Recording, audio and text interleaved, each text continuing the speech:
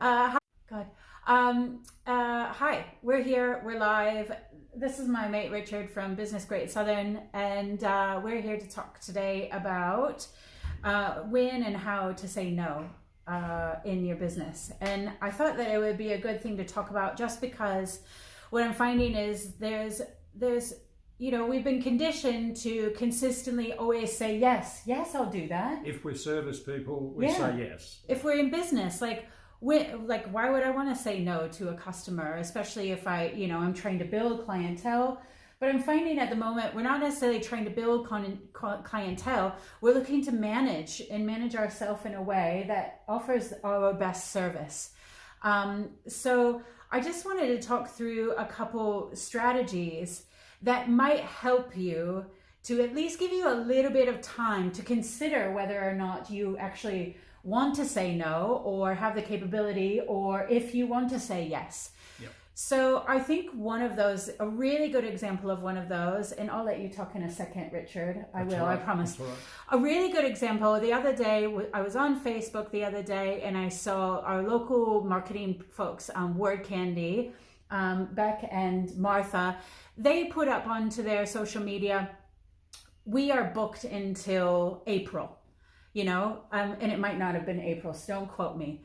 But their messaging, the whole point is that their messaging was really clear to their customers. So when their customer was looking to engage with them, it was very clear that when the customer called them, that they would have to wait until this point of time in order for the service to be available for them. So they didn't come outright and just say, no, we can't help you. Yep. But they put in a really clear communication strategy, which then gave their customers, it informed their customers of when their service was going to be available, which I thought was really lovely way of maybe saying no to the instant service, which is what our customers tend to want. Is that instant, like I can have that to you tomorrow, like that just doesn't exist that much anymore. But that clear communication strategy was a really good way of just allowing for a bit of time. Set the ground space for that type of discussion. But there are other mechanisms rather than just saying no. And certainly we're up to here with work and we can't schedule you in until such and such a date. And then sticking to that. But there are other ways as well. So if you're in a business which is continually facing increased demand, there is also the pricing tool. So you can use this as an opportunity not to gouge, but to squeeze your margin up. And then you can be doing as much business as you want to be doing, but improve your profitability. So one business I know of, for example, faced with the same problems as a lot of other people, these intense staff shortages, and they've had to reduce their hours, but their profitability has actually improved because they're more focused on doing their better margin business, and they're not looking at doing all the low margin business because they don't need to. And they don't need to fill their day. So again, a bit of analysis on what is working best financially in your business will help you focus on those things and let other products, other jobs that you might normally, yes, I'll leap in and do because I've got the capacity, but you go, no, I can't do that work at the moment because of the load. And so a lot of businesses are actually doing less and earning more for the first time in a long time. Because they've had to do that. So what works? What's working? What pays my wages? Pays my wages?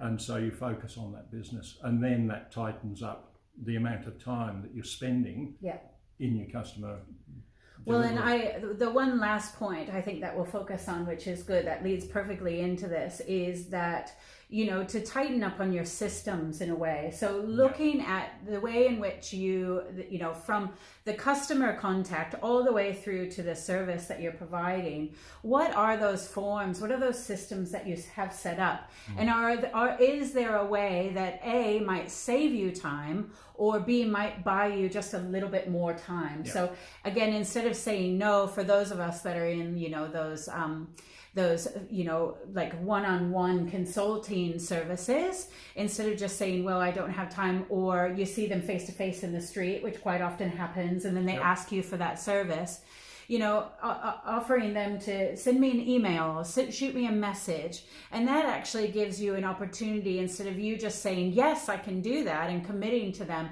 You say, hey, shoot me a message and just tell me what kind of service that you're looking for. And then you'll be able to look back through your email, and then you'll be able to say, look, I'd be able to offer you that service at this time, instead of, getting yourself into trouble by just saying yes. That's a very good technique. If you're a conditioned yes sayer, always to say buy time before saying yes. And text, email, reminder of some sort, or even taking a note yourself that you'll get in touch once you've looked at your calendar, once you've looked at your schedule. And then that gives you breathing space before you leap in and say, yeah, I can do that. Yeah, I think, if you can focus in on those basic 3 strategies, I think you start putting those into place, and you start experimenting with how you're going to communicate to your customers, because an informed customer is actually going to be a more satisfied customer, even if it's telling them that they're going to have to wait for their service. I would rather know than not know and expect your service and then be dissatisfied. And then what Richard was talking about in regards to, reviewing your financials just to see and evaluate, what services are important enough for me to provide? And can I let go potentially of some of those services that I provided previously, but, aren't beneficial for me now? And then the last one was that, put in some strategies that can help you, so you're not instantly telling your customer yes, that maybe possibly you let them, you ask them to send you an email, you ask them to send you a text message or something along those lines, to talk about the information that they require. And that just buys you some time and a way to really truly, again, that clear communication to them as to whether or not you're going to be offered that service, in a reasonable amount of time. So I think, best of luck with that. I'm not very good at saying no, but I have found lately that I've just been really trying to make sure that I don't instantly say yes. Okay. And I wish you all the best of luck with that, and hopefully your customers haven't been watching this too. Yeah, exactly. But we all need those strategies, so we're all people, and best of luck, you guys. Until next time, and just let us know if you need any help. Richard is here bi-weekly now on Tuesdays for a bit, so you're able to set up an appointment with him. That's free consulting on any sort of business matter he can help you with. So, or I can come to you. Or he can come to you, So I hope this helps, and feel free to feed us any feedback. If you wanted us to address a certain topic per week, we'll try and keep it consistent as we usually do. Take care, everyone. Till next time.